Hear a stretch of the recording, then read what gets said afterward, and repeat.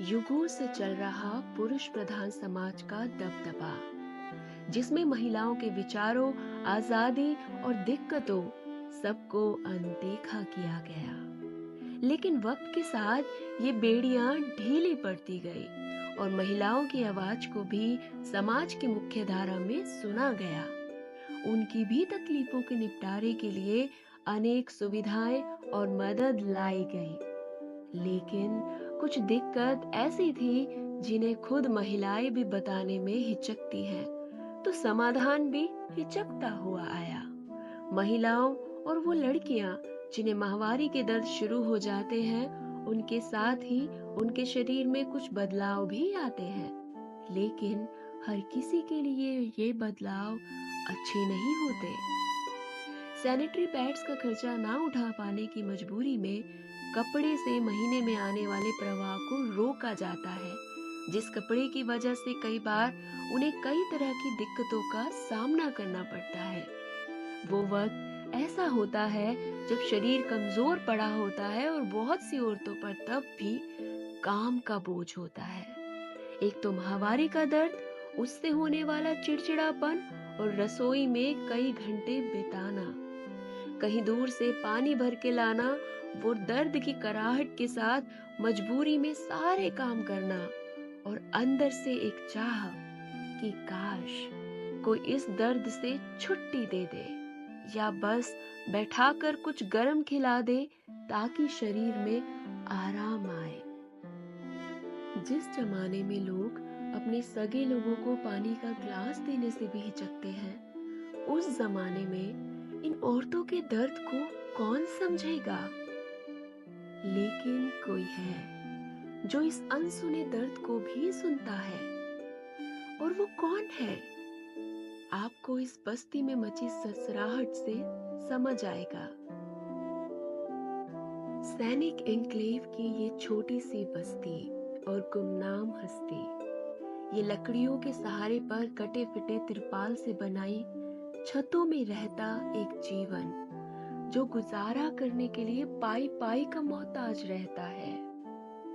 घर की पक्की छत नहीं, कूड़े के ढेर के बीच अपना जीवन व्यापन करना, पानी का कोई पक्का ठिकाना नहीं, किसी कोने में थोड़ी सी जगह उधार सी दे देते हैं शौचालय के लिए। जिन्हें जीवन व्यापन के लिए इतना संघर्ष करना पड़ता है, वह औरतों को कौन बताएगा कि कपड़े के इस्तेमाल से आपको इन्फेक्शन हो सकता है। और अगर पैड के इस्तेमाल के लिए उन्हें समझाया भी जाए तो उनका ये खर्चा उनकी जेब को बहुत भारी कर देगा। लेकिन ये कौन सी हस्तियां आज इस बस्ती में मौजूद हैं, जहां कूड़े के ढेर की बदबू और उड़ती धूल, कमजोर झुग्गियों के अंदर से झांकते लोगों की उत्सुकता कि आखिर ये कौन है और इन बड़े बड़े डिब्बों में आखिर क्या है। और फिर ये हस्ती जिसे ग्रीनेस वेलफेयर कमेटी कहते हैं, उसके वॉलंटियर्स ने आसपास की महिलाओं से बात की और उन्हें इकट्ठा किया। शुरुआत कुछ 20 महिलाओं से की गई, पर धीरे धीरे भीड़ जुट गई और उन लोगों को वुमेन्स डे की बधाई देकर उन्हें इसका मतलब समझाया गया। उनकी उत्सुकता को शांत करने के लिए उन्हें बताया गया कि यहाँ क्यों आए हैं। उनको हेल्थ से जुड़े और पीरियड्स के समय होने वाली दिक्कतों के समाधान भी बताए गए, जिसके बाद काफी सारी महिलाओं और लड़कियों को सैनिटरी पैड्स, सेवइयां और गुड़ की पेटियां भी दी गई। साथ ही उन्हें समझाया गया कि पीरियड्स में होने वाले दर्द को कम करने के लिए गुड़ और गुड़ से बनी चीजें खाने से दर्द कम हो जाता है। जिसके बाद वहां की महिलाओं की आंखों में शुक्राना करने की भावना साफ दिखाई दे रही थी। हर शुक्रगुजार इंसान के मन में अब ये सवाल था कि आखिर कौन है जो हमारी सिसकियों के दर्द को भी सुनता है और हमारी मदद के लिए हमारी इस सांस न आने वाली बस्ती में आए। तो वॉलंटियर्स ने बताया कि आपकी मदद के लिए हमें सन डॉक्टर गुरमीत राम रहीम सिंह जी इंसा ने भेजा है।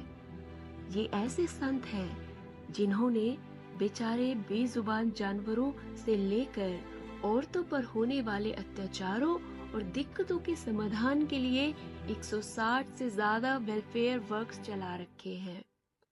डेरा सच्चा सौदा के कार्यों की बदौलत आज बेटा बेटी को बराबरी का दर्जा मिल रहा है और महिलाओं की मदद के लिए हर संभव प्रयास डेरा सच्चा सौदा में किए जाते हैं।